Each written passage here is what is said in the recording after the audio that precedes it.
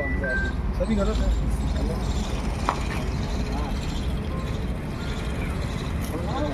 ठीक है भाई साहब, थैंक यू। ताकत भी लगाओगे ना? बिल्कुल ताकत लगाएंगे, बिल्कुल ताकत लगाएंगे। हमारे लोकतंत्र की एक खूबसूरती है कि यहाँ हर किसी को अपनी बात कहने का हक होता है और हर आदमी अपने ओर से प्रजातांत्रिक मूल्यों को और संवर्धन करने का प्रयास करता है। प्रजातांत्रिक मूल्यों के संवर्धन के लिए आवश्यक है कि लोग अपनी ओर से प्रजातांत्रिक जो यज्ञ है उसमें आहुति देते रहें और प्रजातंत्र को आगे बढ़ाने के लिए जब भी इस तरह के यज्ञ आयोजित होते हैं उसमें आगे बढ़ चढ़ के हिस्सा लेते रहें। अब 200 विधानसभा में उपचुनाव संपन्न होने जा रहे हैं और इसमें सहभागिता करने के लिए यहाँ नामांकन पत्र दाखिल किए जा रहे हैं। आज नामांकन पत्र दाखिल करने का अंतिम दिन है। हमारे साथ जगदीश नारायण जी शर्मा हैं, वो यहाँ दौसा जिला कलेक्ट्रेट पहुँचे और यहाँ उन्होंने अपना नामांकन पत्र दाखिल किया है। आइए जानते हैं, मिलते हैं और समझते हैं कि क्या उनके मन में क्या है, इसके पीछे क्या उद्देश्य है और क्या सोच कर उन्होंने अपना नामांकन पत्र दाखिल किया है। नमस्कार सर। नमस्कार। क्या नाम है सर? जगदीश नारायण सर। जगदीश जी भाई साहब, आज आपने फार्म भर दिया फॉर्म यहाँ से? फार्म भर। तो क्या सोच है इसके पीछे, क्या मूल उद्देश्य है? देखो, दोनों पार्टियां ही जनरल कास्ट को नगर वो कर गई, उसके हिसाब से देख करके हमने फार्म लगाया कि हमारा हक है, प्रजातंत्र में सब हक है, इसमें कोई शंका नहीं, इसलिए दौसा की जनता पर विश्वास करके फार्म लगाया। कुछ बताइए अपने बारे में, बैकग्राउंड बताइए। पहले सरपंच रहा था, जिला पार्षद हूँ, पहले जिला पार्षद रहा था, पहले 2 बार मेरी माँ सरपंच रह चुकी। राजनीति शुरू से मतलब 25 साल की ये थी, उसी से राजनीति से जुड़ा हुआ है। मेरा सवाल फिर वही जो अपने अनौपचारिक बातचीत के दौरान पूछा था कि 2 साल से चुनाव लड़ने की क्या जच्ची, मतलब क्यों समझ में आया आपको? ये जैसा है कि मेरे तहसील मेरी विधानसभा क्षेत्र से लगा हुआ है, जो मरामपुर से लगा हुआ एरिया है और सभी यहाँ जानकार हैं मेरे, हर कास्ट में मेरी हमारी सबकी रिश्तेदारियाँ हैं और सबसे मेरी परिचित हूँ मैं। इसलिए मैंने सोचा कि भाई 2 साल से मरामपुर में कोई अंतर नहीं और जनरल सीट पे मैंने फॉर्म लगा दिया और मुझे विश्वास है मैं चुनाव जीतूँगा। तो ये तो बड़ी अच्छी बात है, सामान्य सीट पे आप सामान्य मकसद का प्रतिनिधित्व करते हैं, तो जीत का क्या आधार रहेगा? क्या गणित का कुछ हिसाब लगा हुआ सोचा हुआ? लोगों की मैंने सेवा की है, तो मरामगढ़ में की है, यहाँ भी मेरे मिलने वाले सब मेरे को जानते हैं। मेरे को पूर्ण विश्वास है मेरी ईमानदारी पर कि मैं चुनाव 100% जीतूँगा। चलिए, बहुत बहुत शुक्रिया साहब। ये जगदीश जी शर्मा हैं जो जिन्हें अपनी भलमानस पर, अपनी सदाशयता पर यकीन है और इसी यकीन के बल पे वे दौसा आए हैं जमोरामगढ़ से और यहाँ के आकर इन्होंने अपना नामांकन पत्र दाखिल किया है। इनका यह भी मानना है कि सामान्य सीट पर दोनों पार्टियों ने प्रतिनिधित्व नहीं दिया, तो ये अपनी दावेदारी पेश कर रहे हैं। हम आशा करते हैं इनके जो इरादे हैं, इनकी जो सोच है वे आगे बढ़े, इनके जो इच्छा है वो पूरी हो। इन्हीं आशाओं और शुभेच्छाओं के साथ दौसा जिला कलेक्ट्रेट से मैं सुनील सत्यवादी। प्रजातंत्र की एक खूबसूरती कि यहाँ हर किसी को अपनी बात कहने का मौका मिलता है, हर आदमी को प्रतिनिधित्व मिलता है और ऐसे बहुत से व्यक्ति आगे आते हैं जो सही प्रतिनिधित्व रखने की इच्छा रखते हैं। आज नामांकन का अंतिम दिन है। दौसा विधानसभा उपचुनाव के लिए नामांकन की प्रक्रिया जारी है और आज उसका अंतिम दिन है। आज हमारे साथ एक मित्र हैं, उन्होंने भी यहाँ से नामांकन पत्र दाखिल किया है। आइए जानते और समझते हैं और मिलते हैं और जानने का प्रयास करते हैं क्या उनके मन में है, क्या उनकी विचारधारा है और किन उद्देश्यों को और मूल ध्येय को लेकर वे नामांकन भरने के लिए आए हैं। नमस्कार मित्र, क्या नाम है आपका? पत्रकार महोदय, मेरा निवेदन यही है कि हमारी पार्टी की मूल विचारधारा जो हमेशा से रही है, रामविलास पासवान जी हमारे संस्थापक रहे पार्टी के, उन्होंने हमेशा ये एक बात कही कि फाइट अगेंस्ट द इनजस्टिस, अन्याय के खिलाफ लड़ाई लड़ो। जातिवाद की राजनीति से हमें कोई मतलब नहीं, धर्म की राजनीति हमारी पार्टी नहीं करती। दौसा को लेकर अगर बात करें तो एक इतना बड़ा जिला होते हुए और जयपुर जैसी राजधानी के बिल्कुल नज़दीक होती, पेयजल जैसी समस्या का समाधान नहीं हो पा रहा है, जो मौलिक सुविधा होनी चाहिए। उत्तम शिक्षा का अभाव है। तीसरी बात गुंडागर्दी, जहाँ प्रशासन ध्यान नहीं दे रहा है।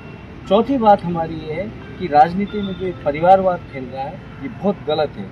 इससे युवाओं को, शिक्षित लोगों को, अच्छे लोग जब तक राजनीति में नहीं आएंगे, शिक्षित लोग राजनीति में नहीं आएंगे तो राजनीति की स्वच्छता नहीं होगी, वो आवश्यक। क्या नाम है आपका? पूरा नाम? मेरा नाम है घनश्याम शर्मा, मैं जयपुर का निवासी हूँ और लोक जनशक्ति पार्टी का मैं प्रदेश महासचिव प्रवक्ता हूँ। ये घनश्याम शर्मा जी हमारे साथ जो बता रहे हैं कि इनकी मूल विचारधारा यह है कि दौसा जयपुर के पास होने के बावजूद भी बहुत ज़्यादा विकास नहीं हुआ, पेयजल जैसी मूलभूत सुविधाओं का यहाँ पर अभाव है। इनसे बातों को लेकर उन्होंने नामांकन पत्र दाखिल किया है और ये मानकर चलते हैं कि नामांकन के बाद कि इनकी राह और आसान होगी और यहाँ दौसा का प्रतिनिधित्व करने का मौका मिलेगा। दौसा जिला कलेक्टर से मैं सुनील सत्यवादी। लग सकता है लेकिन सच्चे सामान्य वर्ग का जो मतदाता है मानेगा कि मुझे प्रतिनिधित्व नहीं मिलेगा, उन्हें कैसे आश्वस्त करना चाहिए? नहीं, सामान्य वर्ग मेरा भाई है और मैं 36 कौम के साथ रहा हूँ और 36 कौम का मेरे को सहयोग रहा है, ना मेरे दिमाग में ना उनके दिमाग में। ऐसा अगर किसी के द्वारा फैलाया जाता है तो ये गलत है, ऐसा नहीं है, बिल्कुल नहीं है। मैं सब में मिला और उसी दिन से सामान्य वर्ग के लोगों में घूम रहा हूँ, मेरे को बराबर रेस्पॉन्स। सभी को साथ लेकर चलेंगे, सभी को साथ लेकर चलेंगे। सबके साथ चलने से ही विकास को गति दी जा सकती है, सामाजिक सौहार्दता को गति दी जा सकती है, क्षेत्र में शांति को बढ़ावा दिया जा सकता है, सभी को साथ दिया। शुक्रिया। यह है जगमोहन जी हमारे साथ जो कहने और समझाने का प्रयास कर रहे हैं कि वे हर वर्ग के प्रतिनिधि सभी को साथ लेकर चलेंगे। दौसा जिला कलेक्टर से मैं सुनील सत्यवादी। इनफैक्ट एक ऐसे समय में जब लोगों की नींदें उड़ी हुई है, बड़ी बड़ी पार्टियों की, बड़े बड़े दलों की, बड़े बड़े उम्मीदवारों की, आप न केवल चैन से सो रहे हैं बल्कि आपके सपने में अटल बिहारी वाजपेयी भी आ रहे हैं। तो ये क्या तिलिस्म है? देखिए मैंने अब अपन बिल्कुल वो बात करते हैं, उस बात पर चलते हैं, वो प्रश्न उठाते हैं जो सभी के जहन में कुलबुला रहा है। क्यों लगता है आपको कि आप जीत जाएंगे? वही जी, इनफैक्ट आप भी जानते हैं, मैं भी जानता हूँ, हमारे जो दर्शक है वो भी जानते हैं, और जो लोग भी राजनीति में रुचि रखते हैं वो भी जानते हैं कि स्थापित प्लेयर्स हैं आपके सामने, बड़े बड़े राजनीतिक दल हैं, और एक निर्दलीय के लिए चुनाव लड़ना बहुत मुश्किल होता है, उसमें जीतना तो नितांत कठिन होता है। तो ये कठिनाई आपको नजर नहीं आ रही?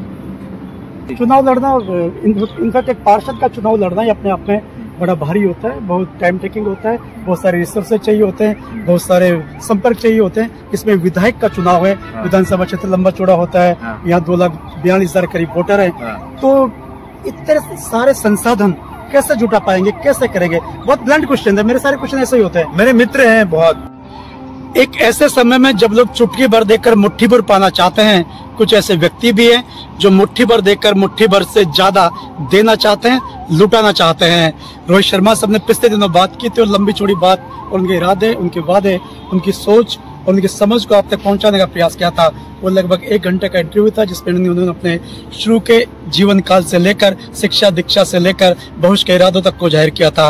लेकिन आज फिर वो इरादे अपनी जगह है, उनकी राह चेंज हो गई है, उनकी मंजिल संभवतः वही है, लेकिन उनका रास्ता परिवर्तित हो गया है। इस परिवर्तित रास्ते के ऊपर वो कैसे बढ़ रहे हैं, क्या उनकी सोच है, क्या उनके इरादे है, क्या उनका कार्यक्रम है, और मंजिल तक पहुंचने का क्या उनका माध्यम है, इसी को लेकर आज हम यहाँ पर आए हैं और जानने और समझने का प्रयास करते हैं कि 2 महीने पहले के रोहित शर्मा में और आज के रोहित शर्मा में क्या परिवर्तन आया है। युवाओं का सदैव क्रेज रहता है, और ये बड़ी अच्छी बात है, युवा बड़ी तेजी के साथ राजनीति में आ रहे हैं और अपने आप को प्रस्तुत कर रहे हैं। दौसा विधानसभा चुनाव में इस बार नई तस्वीर उभर के सामने आ रही है। कांग्रेस की ओर से युवा चेहरे बीसी प्रधान हमारे साथ में हैं और वे लोगों का प्रतिनिधित्व करने के लिए आगे आ रहे हैं। उनकी ऊर्जा और उनका युवा जो व्यक्तित्व है उसके सदैव हम लंबे समय से कैद रहे हैं। आइए आज इस खास मौके पर फॉर्म भरने के बाद उनसे वार्ता करते हैं और जानने और समझने का प्रयास करते हैं कि दौसा की जनता के उनके मन में क्या है, क्या विचार, क्या सपने, क्या सोच वो लेकर आ गया है। नमस्कार, क्या सोच है, क्या करना चाहते हो दौसा में? सर मैं युवाओं के साथ में लेकर मैं मैदान में उतरा हूँ। कांग्रेस पार्टी ने मेरे को प्रत्याशी बनाया है और मुझे उम्मीद है हम चुनाव जीतेंगे। लोगों ने 1 साल के अंदर इनका कार्यकाल था, 8 महीने का जो भी वादे करते हैं।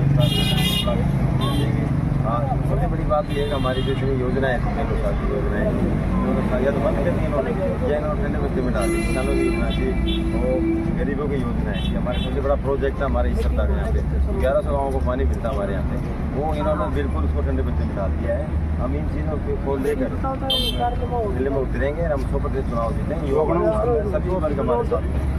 युवाओं का आप नेतृत्व करते हैं, युवाओं का प्रतिनिधित्व करते हैं, और युवाओं के प्रति आपके प्रति युवाओं में खास विचार देखा जाता है, तो युवाओं को विशेष रूप से क्या कहना चाहते हैं? मैं सभी युवाओं को मैं बहुत धन्यवाद देता हूँ। अब एक जो मैंने पहले से ही लगे थे, अगर हमारे यहाँ पर कांग्रेस का प्रत्याशी हो, वो मेरे नाम से वो चाहते थे, कांग्रेस पार्टी की आवाज़ सुनी, और युवाओं को बहुत बहुत धन्यवाद देता हूँ। तो मेरे समर्थन दिया, पार्टी आगरा का मान है हमारे यहाँ के बात को सुना, चुनाव में प्रत्याशी बनाया। दौसा विधानसभा क्षेत्र की जो सीट है वो सामान्य वर्ग के लिए आरक्षित है। ऐसे में आप SC वर्ग से आते हैं और आपको यहाँ से कांग्रेस ने अपनी नुमाइंदगी करने का मौका दिया है, तो सामान्य वर्ग के लोगों को किस तरह प्रभावित करेंगे, क्या उन्हें कहना चाहते हैं, किस तरह उनका मन जीतने का प्रयास करेंगे? हमारी कांग्रेस पार्टी क्या एक सर्व समाज की पार्टी है, हमारी इसमें कोई जातिवाद की बातें नहीं होती है। हमारी पार्टी कौन चुनाव जीत सकता है? इससे पहले हमारे मुराला जी मीणा का रेगुलर चुनाव जीते थे, आपको सांसद बन गए। उसके बाद उन्होंने मेरे को मौका दिलवाया पार्टी की तरफ से। हमारे यहाँ कोई जातिगत पार्टी नहीं, हमें एक विचारधारा की बहुत बड़ी पार्टी है, सर्व समाज की पार्टी है ये। इनके सारे संविधान सब कुछ अलग है, तो इसलिए मेरे को मौका दिया गया। आप भी लंबे समय से यही रहते हैं, सबसे परिचय सबसे प्रगाढ़ता है, हर वर्ग में, समाज के हर तबके में आपकी पहचान है।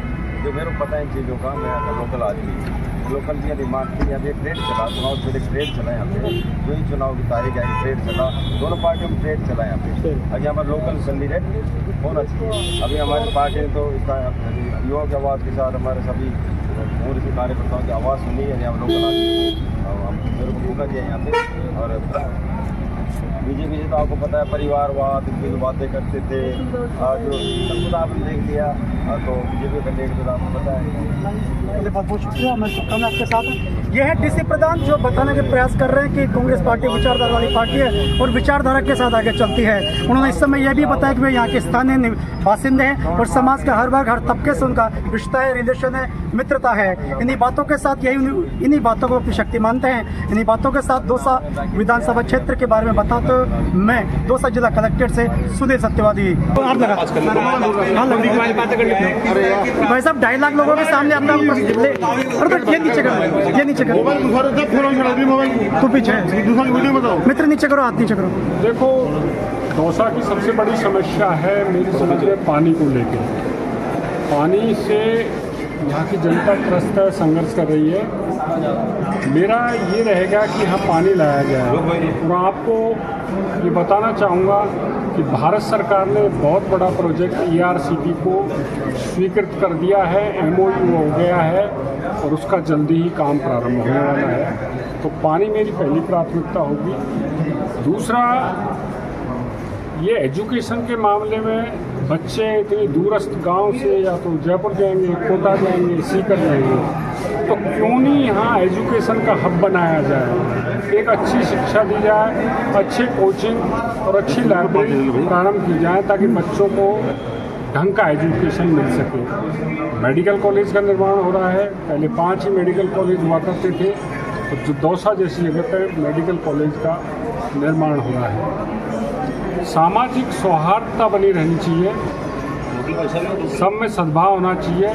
इसके लिए सद्भावी प्रयास और ज़्यादा किए जाएंगे, एक भाईचारा बढ़े। माननीय मुख्यमंत्री जी कई देशों की यात्रा करके आए हैं और वहाँ से भारी निवेश लेके आ रहे हैं। क्योंकि दौसा बिल्कुल जयपुर के पास में लगता हुआ बड़ा शहर है, इसलिए औद्योगिक विकास यहाँ कराया जाए। यहाँ पर बड़े कारखाने लगे, फैक्ट्रियाँ लगे, लोगों को रोजगार मिले।